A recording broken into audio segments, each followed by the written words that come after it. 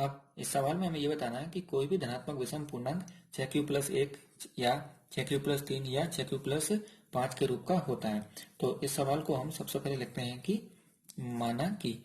अब माना कि करके हम क्या करेंगे, ए को मानेंगे कि माना कि ए कोई धनात्मक विषम पूर्णांक है। माना कि ए कोई धनात्मक विषम पूर्णांक है, धनात्मक विषम पूर्णांक है तथा बी। अब हमारा जो बी का मान होगा, तो यहाँ पर हम देखते हैं, यहाँ पर आगे कितना लिखा है, ये 6, यहाँ पर भी 6 लिखा हुआ है, यहाँ पर भी ये 6 लिखा हुआ है। तो ये हमारा जो ये बी का मान है, ये भी कितना है, ये 6 है। तो ये हो गया तथा बी बराबर कितना है, ये 6 है। तब यूक्लिड विभाजन एल्गोरिथम से, तब यूक्लिड विभाजन एल्गोरिथम से, विभाजन एल्गोरिथम से। अब यूक्लिड विभाजन एल्गोरिथम से हम देखते हैं कि ए बराबर होता है ये बी क्यू प्लस आर, और जहां पर जो आर का मान होता है वो या तो 0 होता है या 0 से बड़ा होता है, लेकिन बी से कैसा होता है, ये छोटा होता है। तो इसी के अनुसार हम यहाँ पर लिखते हैं कि ए बराबर, अब बी का मान कितना हो गया हमारा, ये 6, तो ये हो जाएगा हमारा 6q प्लस आर। अब जो हमारा आर का मान होगा वो या तो 0 होगा या 0 से बड़ा होगा, लेकिन हम यहाँ पर देखते हैं कि किससे छोटा होगा, ये बी से छोटा होगा। तो बी का मान कितना है, ये 6, तो यहाँ पर हम लिख देंगे ये 6।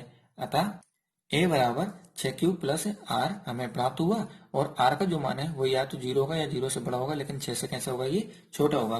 तो इसीलिए आर के जो हमारे संभावित मान है, इसलिए आर के संभावित मान, अब आर के जो हमारे संभावित मान होंगे वो होंगे 0, 1, 2, 3, 4 और 5। कितने कितने होंगे ये हमारे, कि 0, 1, 2, 3, 4, 5, ये हमारे आर के कैसे होंगे, ये संभावित मान होंगे।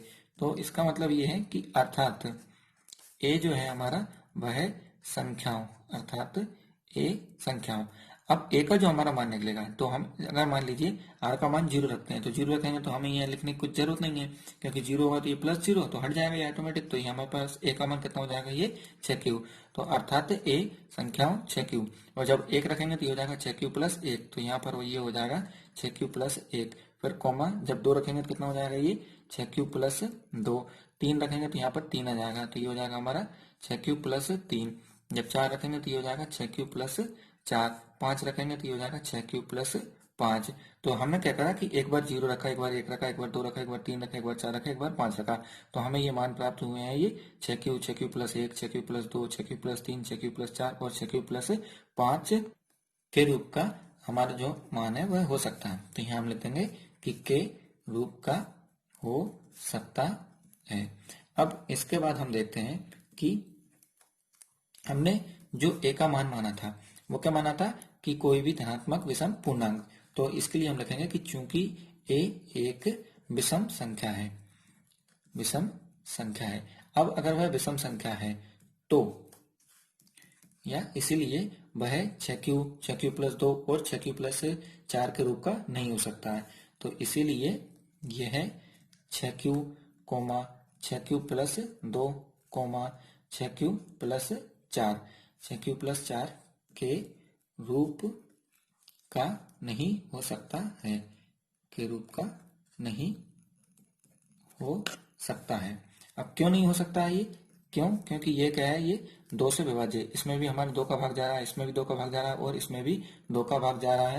तो इसलिए हम लिख देंगे कि क्योंकि यह 2 से विभाज्य है, 2 से विभाज्य है। अब 2 से अगर ये विभाज्य है तो इसका मतलब ये है कि अर्थात यह सम संख्या है, अर्थात सम संख्याएं हैं। अब सम संख्या कौन सी होती हैं, जिनमें 2 का भाग चला जाता है। तो ये क्या हो गया, हमारी ये सम संख्या हो गई। तो इसलिए ये 6q प्लस 2 और 6q प्लस 4 के रूप का नहीं हो सकता है, क्योंकि यह 2 से विभाज्य है, अर्थात ये क्या है, सम संख्या है। तो इसका मतलब ये है कि अतः कोई भी धनात्मक विषम पूर्णांक, अतः कोई भी धनात्मक विषम पूर्णांक जो है 6q प्लस 1, 6q प्लस 3 या 6q प्लस 5 के रूप का होता है, के रूप का होता है, तो के रूप का होता है। अतः कोई भी धनात्मक विषम पूर्णांक 6q प्लस 1, 6q प्लस 3 या 6q प्लस 5 के रूप का होता है। अब हम इसके बाद प्रश्न क्रमांक 3 को समझते हैं, जो है इसके बाद ये प्रश्न क्रमांक 3, किसी परेड में 616 सदस्यों वाली एक सेना आर्मी की टुकड़ी को 32 सदस्यों वाले एक आर्मी बैंड के पीछे मार्च करना है। दोनों समूहों को समान संख्या वाले स्तंभों में मार्च करना है, तो उन स्तंभों की अधिकतम संख्या क्या है जिसमें वे मार्च कर सकते हैं। तो हमें ये बताना कि जो दोनों समूह हैं हमारे, ये दोनों समूहों को समान संख्या वाले स्तंभों में मार्च करना है, तो उन स्तंभों की अधिकतम संख्या क्या है जिसमें वे दोनों मार्च कर सकते हैं। तो इसके लिए हम क्या करेंगे कि क्रमबद्ध रूप से हल करने के लिए हम क्या करेंगे कि 616 और 32 का एचसीएफ ज्ञात करेंगे, और इसे ज्ञात करने के लिए हम यूक्लिड एल्गोरिथम का प्रयोग करते हैं। तो हम यहाँ पर लिखते हैं कि हम यूक्लिड एल्गोरिथम का प्रयोग करके एचसीएफ 616 और 32 प्राप्त करते हैं। तो हम क्या कर रहे हैं कि यूक्लिड एल्गोरिथम का प्रयोग करके एचसीएफ 616 और 32 का एचसीएफ प्राप्त करते हैं, जिसके लिए हम सबसे पहले यहाँ पर देखते हैं कि 32 हमारी जो है वो छोटी संख्या है, तो हम क्या करेंगे 32 का भाग किस में देंगे, ये 616 में देंगे। तो यहाँ हमने लिख दिया ये 32 और यहाँ पर हमने लिख दिया ये 616। अब इसका जब हम भाग देंगे तो ये हो जाएगा 32 से कम 32। जब हम घटाएंगे देखिए यहाँ उधार ले लेंगे 11, 11 में से ये 2 गए कितना बचेगा, ये 9। यहाँ पर कितने बचे, ये 5, 5 में से 3 जाएंगे तो कितना हो गया 2। अब हम क्या करेंगे अगली संख्या उतार लेंगे जो कि कितना है, ये 6 है। अब हम क्या करेंगे कि 32 का पढ़ा ऐसे पढ़ेंगे कि ये 296 से ज्यादा ना हो, तो इसके लिए का पढ़ा कितनी बार जाएगा, ये 9 बार। क्यों, क्योंकि ये 9 × 27, तो ये आराम से ये 9 बार जाएगा। तो ये 9 दूनी 18 की 8, हंसलाई 1, 9 × 27 और 1 कितना हो जाएगा, ये 28। तो ये हो गया हमारा 288। और जब हम इसे घटाएंगे तो ये कितना हो जाएगा, यहाँ से उधार ले लिया तो ये हो गया 16, 16 में 60 गए तो ये 8, यहाँ बचे 8, 8 में 60 गए तो ये 0 और ये 2 में 2 गए तो 0।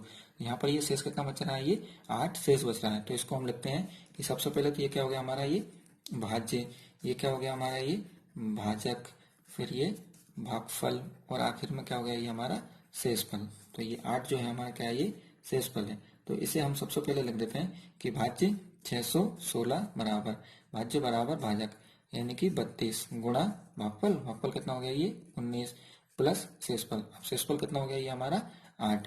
अब चूंकि शेषफल हमारा कितना आया है, ये 8 आया है, तो जब तक हमारा शेषफल 0 नहीं आता तब तक हम इसे दोबारा करेंगे।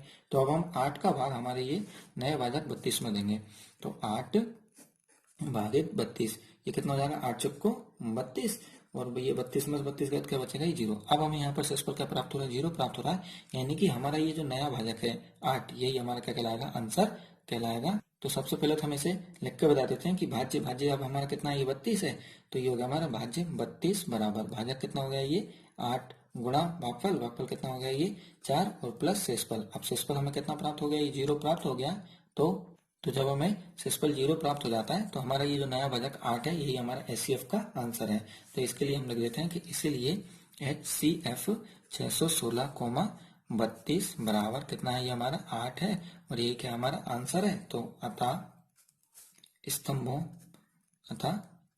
स्तंभों की अभिष्ट या अधिकतम संख्या, अतः स्तंभों की अभिष्ट अधिकतम संख्या कितनी हो जाएगी, ये 8 है। अधिकतम संख्या बराबर 8 है और ये क्या कहलाएगा, हमारा आंसर कहलाएगा।